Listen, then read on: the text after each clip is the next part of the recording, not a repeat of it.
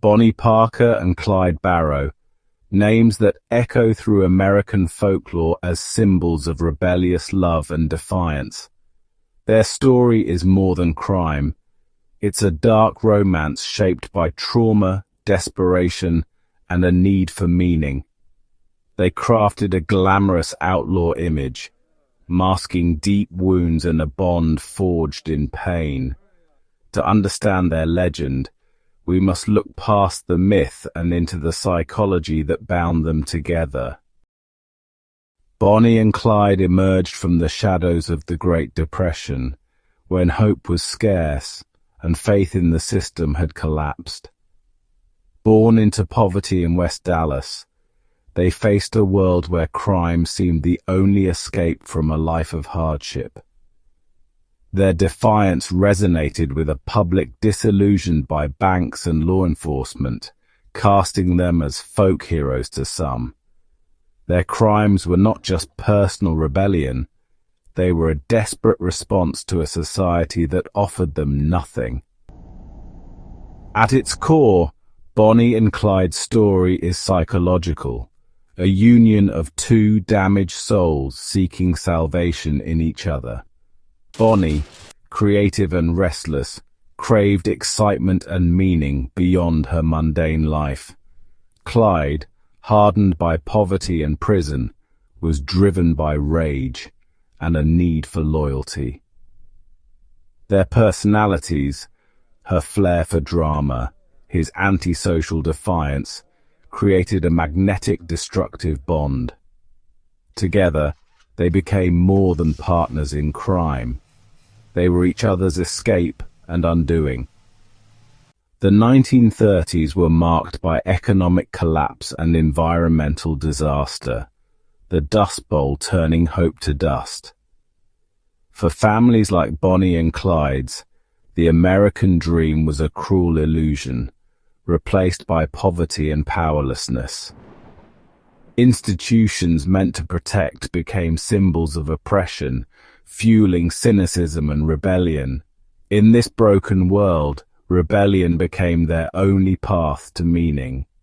Bonnie and Clyde grew up in the forgotten slums of West Dallas, where survival blurred the line between right and wrong. Clyde's family, once farmers, were reduced to urban poverty. Bonnie's dreams faded in a world of limited horizons. Crime offered a sense of agency and escape from a system that had failed them. This harsh environment forged their identities and set them on a path toward infamy. The Great Depression bred a deep resentment toward banks and authority.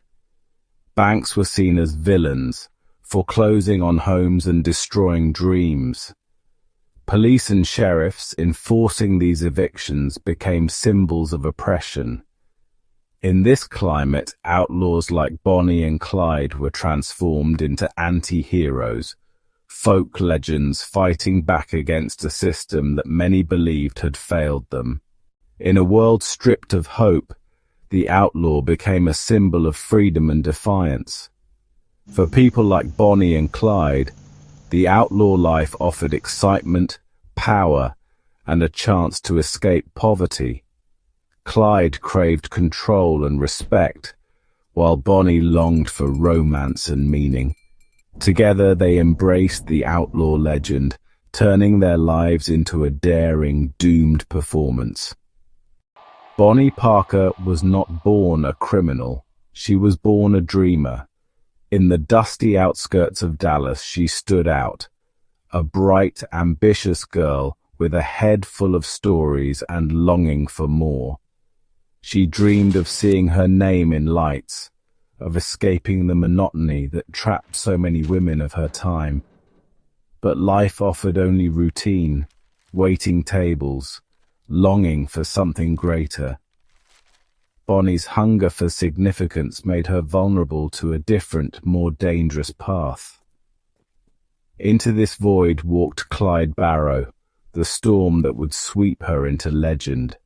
Bonnie Parker's poetry was her window to the world, a place to process her dreams, frustrations, and the fatalism of her life. Her verses reveal a sharp intelligence and a romantic heart, longing for love and meaning. As her life with Clyde deepened, her poetry grew darker, chronicling their doomed journey. In the trail's end, she foresaw their fate. Someday they'll go down together, but it's death for Bonnie and Clyde. Through her words, Bonnie ensured her voice would echo long after the guns fell silent. Bonnie Parker craved more than a quiet life. She hungered for notoriety, to leave her mark on the world. With Clyde, she became a master of image, staging photos that turned them into legends.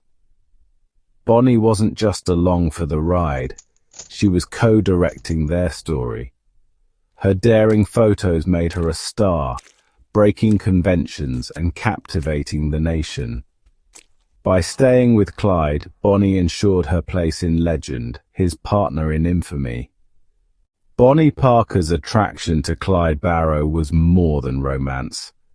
It was a deep psychological pull toward danger and infamy, known as hybristophilia. Clyde embodied the excitement, power, and rebellion Bonnie craved, offering her an escape from an ordinary life. Together, they lived on the run, their love fueled by adrenaline and the thrill of defying the world. For Bonnie, it was better to be infamous and free than safe and forgotten. Clyde Barrow was born into poverty in rural Texas, his family constantly moving, chasing survival. Forced into the slums of West Dallas, Clyde learned early that society's rules didn't apply to people like him. Petty crime became his way to assert control in a world that offered none. With his brother Buck, Clyde's path turned darker, shaped by desperation and a system that had already failed him. Easton Prison was a brutal, medieval place that broke men. For Clyde Barrow, it was a crucible. He endured relentless abuse, violence, and trauma that hardened him completely. The boy who entered Easton left as a different man, cold, vengeful, and resolved never to be taken alive again. This vow became the guiding principle of his life. Upon his release from Easton, Clyde Barrow was reborn, no longer just a criminal, but a self-styled avenger. He targeted banks and law enforcement, symbols of the system he blamed for his suffering. Armed with a stolen Browning automatic rifle, Clyde became a force to be reckoned with. His boldest act, a raid on Easton Prison, was pure revenge. Clyde's rage and purpose drew Bonnie Parker to his side, making them legends and outlaws together. Clyde Barrow was a paradox, both a master of control and an agent of chaos. He meticulously planned escapes, drove stolen Fords to their limits, and demanded loyalty from his gang. Yet his violent temper and impulsive actions made him unpredictable and deadly. In Bonnie he found his anchor, but in the end his need for control led to his violent downfall. The intense bond between Bonnie and Clyde was not a simple case of boy meets girl. It was a powerful, almost chemical reaction between two incomplete souls who found in each other a sense of wholeness. Each possessed what the other desperately needed, creating a dynamic of mutual completion that made them inseparable. They were like two interlocking pieces of a puzzle, each one's psychological needs fitting perfectly into the other's psychological voids, creating a single, unified, and destructive entity. This mutual dependency was the glue that held them together, a bond far stronger than conventional love. Bonnie and Clyde created a world of their own, bound by love and shared trauma. Isolated from society, they relied on each other for everything: companionship, safety, and purpose. Their bond was forged in hardship, making them inseparable. Together they faced a hostile world, united as one against everyone else.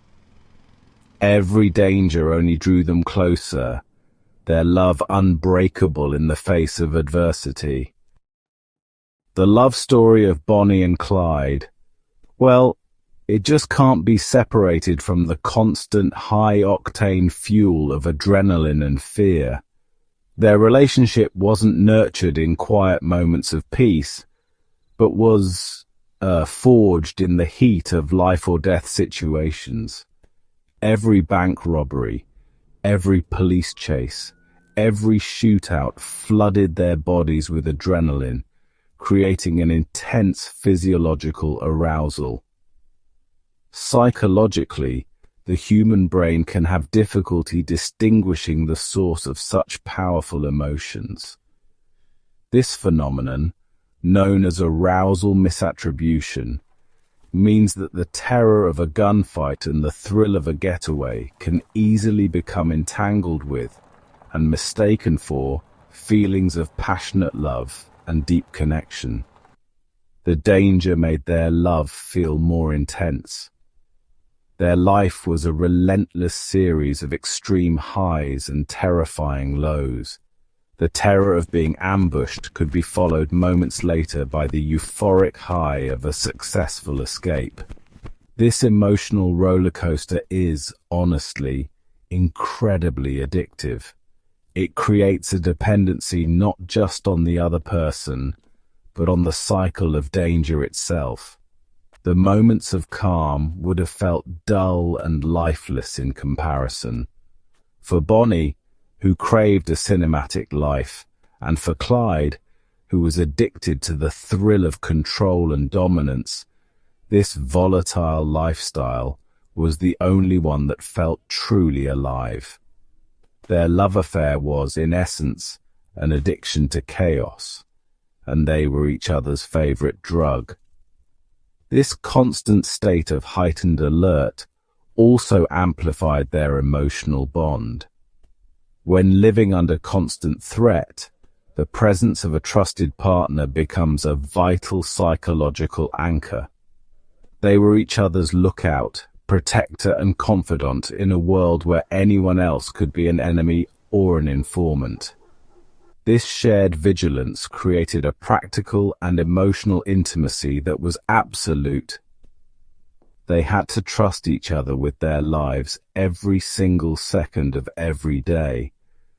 This level of forced intimacy, born from necessity, quickly blossomed into what felt like an unbreakable, fated love. The fear they shared was a powerful aphrodisiac, binding them together with an intensity that ordinary life could never replicate. Ultimately, their relationship was defined by the very danger that would destroy it. They were not just in love with each other, they were in love with the life they had created together, a life of perpetual crisis. Every time they evaded the law, it wasn't just a victory for the Barrow Gang, it was a victory for their love story, a reinforcement that their bond made them invincible. This toxic feedback loop, where danger fueled their passion and their passion led them to seek more danger, put them on a one-way track. They were trapped in their own thrilling narrative, unable and unwilling to find an off-ramp, speeding toward the explosive final scene they both knew was coming.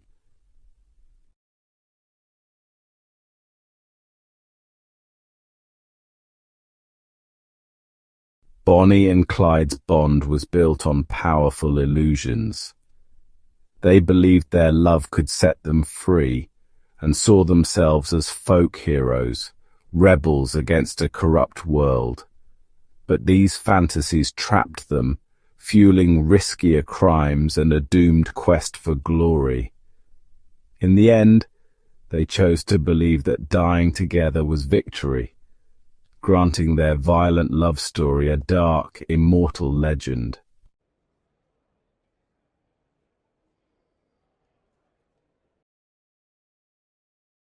Bonnie and Clyde's notoriety grew, escalating their crimes from small-time robberies to shocking violence. Clyde's vow to avoid prison turned every encounter with the law into a deadly struggle. The Barrow Gang left a trail of bodies, their path growing darker and more desperate. Clyde's war against the system made lawmen his primary targets. The gang was credited with at least 9 lawmen's murders, raising the stakes. Hunted by state and federal law enforcement, their violent cycle was self-perpetuating. Their love story was ending in bullets. The escalating violence and the mounting body count of lawmen changed the nature of the hunt for Bonnie and Clyde. The pursuit became a relentless, coordinated manhunt led by the legendary Texas Ranger Frank Hamer. Hamer studied their patterns and family connections, playing a long game. Clyde's emotional attachments were a fatal weakness. Hamer tracked their movements, anticipating their next steps. The net was closing, thread by invisible thread. Life on the run became a grueling ordeal. The public's perception shifted. The world wanted them dead. Clyde's vengeful nature set the final act in motion. The East Ham prison breakout in 1934, his proudest moment, led to the death of a guard, sealing Bonnie and Clyde's fate. Texas authorities, galvanized by the murder, enlisted Frank Hamer to hunt them down, not for capture but extermination. Bonnie's final poem, The Trail's End, showed their grim acceptance. There was no escape, only the road to their violent, inevitable end.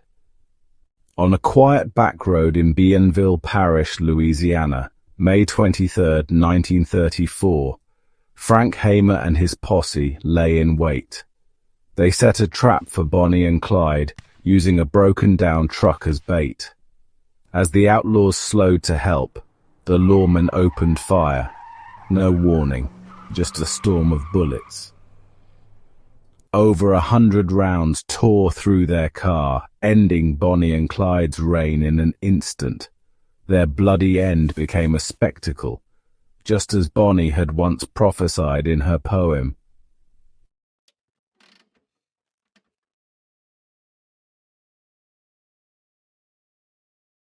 Though their bodies were riddled with bullets, the legend of Bonnie and Clyde proved to be indestructible.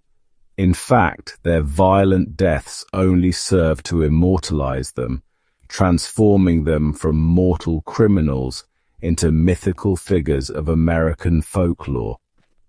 The public, which had grown weary of their violence, was now captivated once again by the tragic romance of their story. The image of the 2 young lovers dying together against impossible odds was far more powerful and enduring than the grim reality of their crimes. Their story tapped into the timeless archetypes of the doomed lovers and the romantic outlaw, making sure their tale would be told and retold for generations to come. They had achieved the one thing they craved most. They would never be forgotten. This transformation from villains to legends was fueled by the media and popular culture. The shocking photos of their bullet-scarred car and their bodies were splashed across newspapers worldwide, creating an indelible image of their brutal end. Soon, their story was adapted for the screen, most famously in the 1967 film, which starred Warren Beatty and Faye Dunaway. The movie glamorized their lives, portraying them as stylish anti-establishment rebels, and reignited a global fascination with the couple. It cemented their image as beautiful, misunderstood outcasts fighting a corrupt system, often downplaying the cold-blooded reality of the murders they committed. Their legend became a cultural touchstone, a symbol of youthful rebellion and a defiant stand against authority. Even today, nearly a century after their deaths, their story continues to fascinate.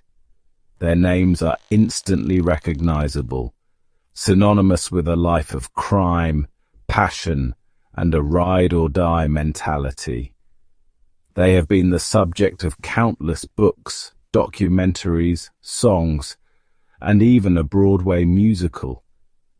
Their bullet-riddled car and personal artifacts are still popular museum exhibits, drawing crowds who want to get a little closer to the myth. This enduring legacy speaks to the power of their self-made narrative. They were not just criminals, they were master storytellers who used their lives and deaths to craft a legend so compelling that it has largely overshadowed the truth of their violent deeds.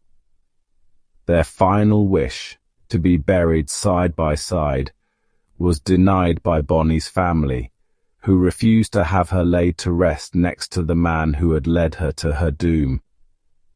They lie in separate Dallas cemeteries, their graves still visited by curious admirers.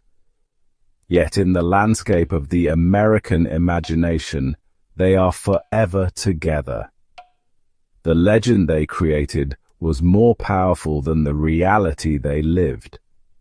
They were successful in their ultimate ambition, to write a story so grand and so tragic that the world could not help but remember their names.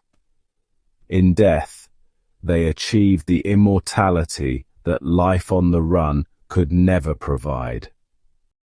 So, who were Bonnie and Clyde? That question lingers long after the gunfire has faded.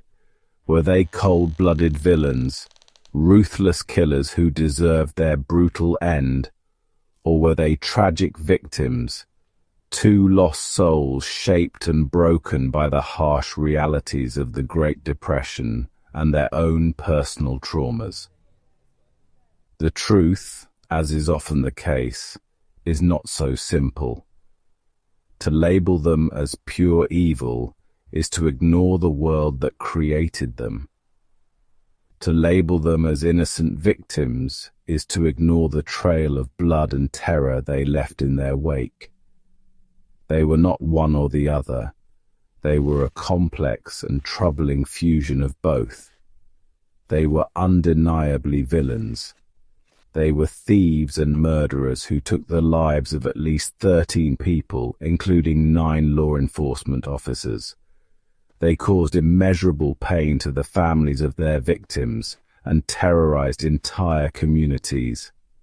Clyde Barrow, with his antisocial personality and vengeful rage, was a violent predator. Bonnie Parker, despite her poetic soul, was a willing accomplice who used her loyalty and love to enable his violence. Their romanticized image cannot and should not erase the fact that they were dangerous criminals who chose a path of destruction. There is no justification for the lives they took or the suffering they caused. Yet, they were also undeniably victims. They were products of a time and place that offered them no hope and no escape. They were born into extreme poverty, failed by the very system that was meant to protect them, and shaped by profound trauma. Clyde's horrific experiences in Eastern prison transformed a troubled youth into a hardened killer, filled with a righteous, if misguided, fury. Bonnie was a victim of her limited circumstances and her own psychological need for a life of meaning, a need that made her fatally vulnerable to a man like Clyde. They were two broken people from a broken world, and their crime spree was, in many ways, a desperate, violent symptom of that brokenness. Ultimately, the story of Bonnie and Clyde is a dark psychological love story. It is a cautionary tale about what can happen when two damaged souls find each other and their individual pathologies intertwine, creating a force of destruction greater than the sum of its parts. They were not heroes, and they were not simple monsters. They were flawed, wounded human beings who made terrible choices, driven by a complex mix of love, trauma, desperation, and a hunger for a life that mattered. Their story endures not because it gives us easy answers, but because it forces us to confront uncomfortable questions about the nature of love, the roots of violence, and the elusive line between victimhood and evil.